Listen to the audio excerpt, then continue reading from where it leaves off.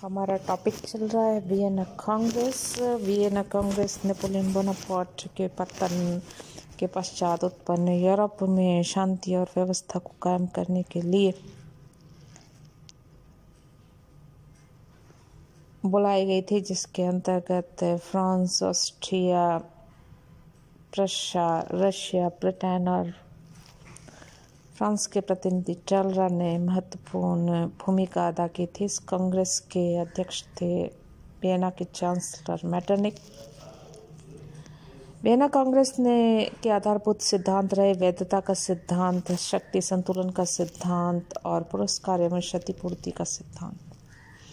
इस वियना कांग्रेस के अंतर्गत कुछ महत्वपूर्ण निर्णय लिए गए प्रदेशों से संबंधित। वियना कांग्रेस ने अपने निर्णयों से ऐसी प्रादेशिक व्यवस्था की जिससे कि यूरोप के मानचित्र में भारी परिवर्तन हुआ। ये प्रादेशिक व्यवस्था देखें तो सबसे पहले फ्रांस के संबंध में अंतिम निर्णय पेरिस की द्वितीय संधि द्वारा किए गए। फ्रांस की क्रांति और नेपोलियन के काल में जितने प्रदेश फ्रांस ने अपने राज्य में मिला लिए थे, वे सभी प्रदेश उससे छीन लिए गए। फ्रांस की सीमाएं वही निर्धारित की गई जो क्रांति से पूर्व थी। फ्रांस की सीमा के चारों ओर शक्तिशाली राज्य स्थापित किए गए ताकि फ्रांस भविष्य में कभी यूरोप की शांति भंग न कर सके। फ्रांस में पुनः बोर्बो वंश की स्थापना की गई तथा लुई 18वें को फ्रांस के शासक के रूप में मान्यता प्रदान की गई। फ्रांस को 700 मिलियन फ्रैंक क्षतिपूर्ति के रूप में देने को कहा गया, किंतु टेलरा के कूटनीतिक प्रयत्नों से फ्रांस क्षतिपूर्ति की राशि से स्पष्ट बच गया। दूसरा आता है ऑस्ट्रिया से बेल्जियम का प्रदेश ले लिया गया और इसके बदले उससे इटली में वेनेशिया, लोम्बार्डी तथा इलीरिया के प्रदेश दिए गए। उससे डाल्मेशिया तथा कटोरा का बंदरगाह भी प्राप्त हुआ। इससे इटली में ऑस्ट्रिया का प्रभाव बढ़ा तथा उसके समुद्र तट भी उसे प्राप्त हो गए। इसके अतिरिक्त उसे बेवेरियो से टाइरोल व साल्जबर्ग प्राप्त हुआ तथा पोलैंड में पूर्वी गैलिशिया प्राप्त हुआ। नवनिर्मित जर्मन संघ की राष्ट्रसभा का प्रधान भी ऑस्ट्रिया को बनाया गया, किंतु जर्मनी में ऑस्ट्रिया की अपेक्षा प्रशा को अधिक भूभाग प्राप्त हुए। संभवतः उस समय मेटरनिक ने प्रशा के नेतृत्व में जर्मनी के एकीकरण की कल्पना ही नहीं की थी,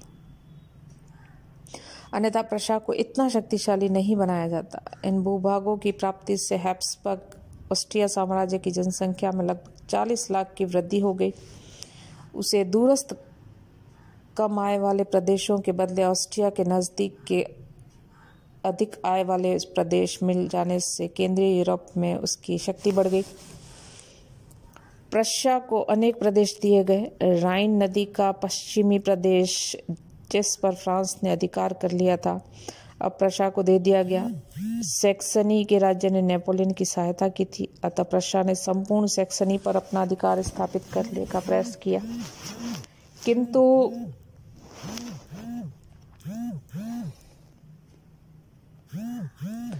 उसे सैक्सनी का आधा भाग ही प्राप्त हो सका। इसके साथ ही उसे बर्ग की डची तथा प्रशा को सौंपा गया। प्रशा को ये इतने उपहार इसलिए प्राप्त हुए थे कि उसने नेपोलियन को पराजित करने में बहुत बड़ी भूमिका अदा की थी। इन भूभागों को प्राप्त होने से प्रशा यूरोप के प्रथम श्रेणी के राज्यों में सम्मिलित हो गया। उसकी जर्मनी का प्रमुख राज्य बन गया। उसके जर्मनी क्षेत्र की जनसंख्या में जर्मन तत्व की प्रधानता हो गई, जिससे उसके द्वारा जर्मनी का नेतृत्व करने की संभावना अब भविष्य में बढ़ गई। जर्मनी के अन्य राज्य। कांग्रेस के समक्ष जर्मनी के नव निर्माण का प्रश्न बड़ा जटिल। नेपोलियन के आक्रमणों से पूर्व जर्मनी में 300 से अधिक राज्य थे। इनमें से बहुतों को नेपोलियन ने समाप्त कर दिया था तथा कुछ महत्वपूर्ण राज्यों को संगठित करके राइन राज्य संघ का निर्माण किया था। यदि वैधता के सिद्धांत को लागू किया जाता तो उन प्राचीन राज्यों की पुनर्स्थापना करनी पड़ती, जो संभव नहीं थी। अतः 39 राज्यों का शिथिल जर्मन संघ बनाया गया। इस नवीन संघ की एक केंद्रीय राष्ट्र सभा बनाई गई, जिसका अध्यक्ष ऑस्ट्रिया को बनाया गया। प्रत्येक राज्य में प्रतिनिधि सभाओं की स्थापना का निश्चय किया गया। प्रत्येक राज्य को आंतरिक मामलों में पूर्ण स्वतंत्रता प्रदान की गई, किंतु राज्यों को आपस में युद्ध करने तथा बाहरी शक्तियों के विरुद्ध युद्ध करने पर प्रतिबंध लगा दिया गया। जर्मन राष्ट्रवादियों को इस व्यवस्था से बड़ी निराशा हुई, क्योंकि संघ के सुदृढ़ बनाने के लिए कुछ नहीं किया गया। इटली के विविध राज्यों को पुनः स्थापित किया गया। सार्डिनिया के साथ पिडमॉन्ट, जिनेवा तथा सेवाय के मिलाकर फ्रांस की सीमा पर एक सुदृढ़ राज्य स्थापित किया गया। जे मुराद, जो कि नेपोलियन का भूतपूर्व सेनापति था, 1819 तक नेपल्स का शासक था। जनवरी 1814 की एक संधि द्वारा मेटरनिक ने नेपोलियन के विरुद्ध सहायता देने के बदले उसे नेपल्स का शासक बनाए रखने का वचन दिया। रूस, प्रशा व ब्रिटेन ने भी इसकी स्वीकृति दी, किंतु टेलरा ने वैधता के सिद्धांत के आधार पर इस व्यवस्था का विरोध किया। मुराद की अयोग्यता के कारण भी उसका पक्ष निर्बल हो गया। अतः बुर्बो वंश के शासक फर्डिनेंड सप्तम को सिसिली व नेपल्स का राज्य दिया गया। पोप के प्रदेश पुनः पोप के अधीन कर दिए गए। परमा, पियाखेंजा तथा गोस्टाला की डची नेपोलियन की महारानी मैरिया लुइसा को, जो ऑस्ट्रिया के सम्राट की पुत्री थी, उसके जीवन काल के लिए प्रदान किए गए। टक्सनी व मोडेना दोनों ही राज्य ऑस्ट्रिया के हैब्सबर्ग वंश के राजकुमारों को दे दिए गए।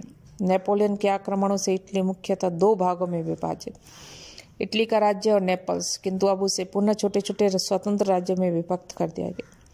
उसके सर्वाधिक महत्वपूर्ण प्रांत लोम्बार्डी तथा वेनेशिया पर ऑस्ट्रिया का अधिकार हो जाने से तथा परमा मेडोना पर ऑस्ट्रिया के राजवंशों से संबंधित शासकों का अधिकार स्थापित हो जाने से संपूर्ण इटली पर ऑस्ट्रिया की प्रधानता स्थापित हो गई। इससे इटली द्वारा ऑस्ट्रिया, पोप तथा बुर्बो वंश के शासकों के नियंत्रण से मुक्त होने की आशा धूमिल पड़ गई।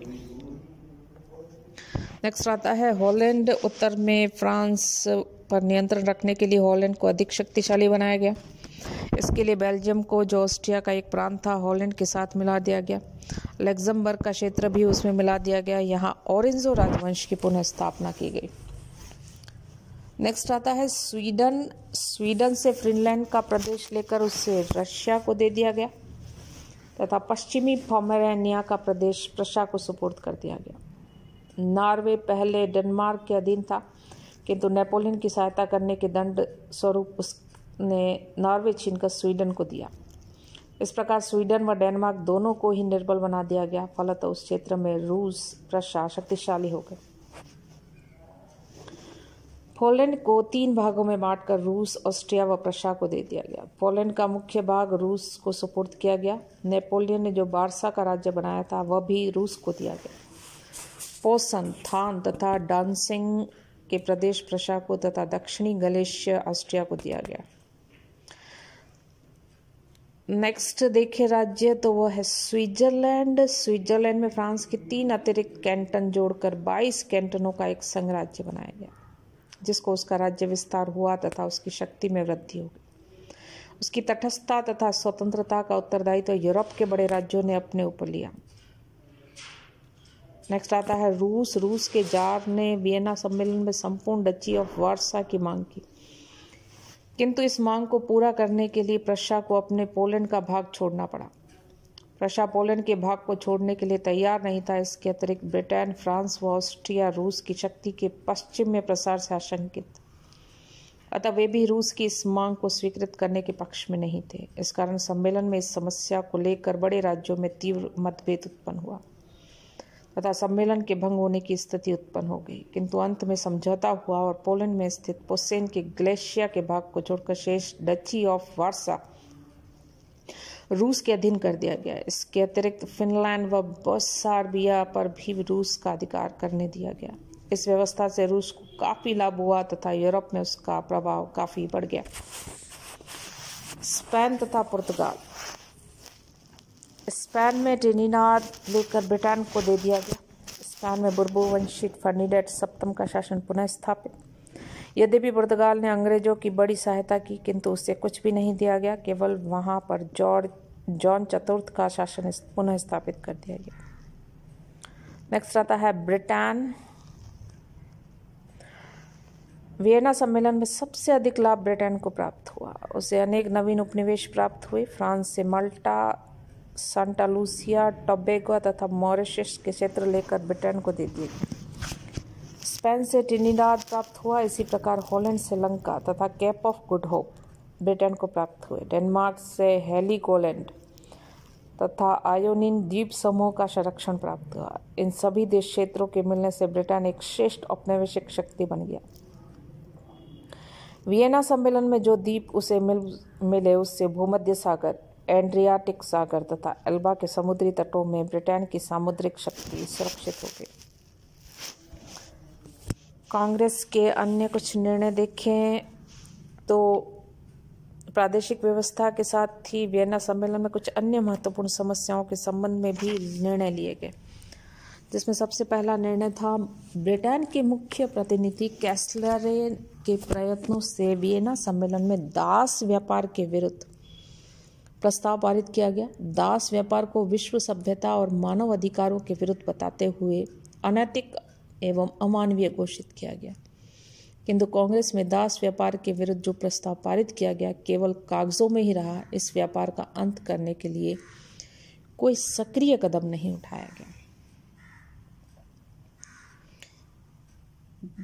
दूसरा देखें तो यूरोप की कुछ समस्याओं को सुलझाने के लिए कांग्रेस ने अंतर्राष्ट्रीय विधान बनाने का भी प्रयत्न किया।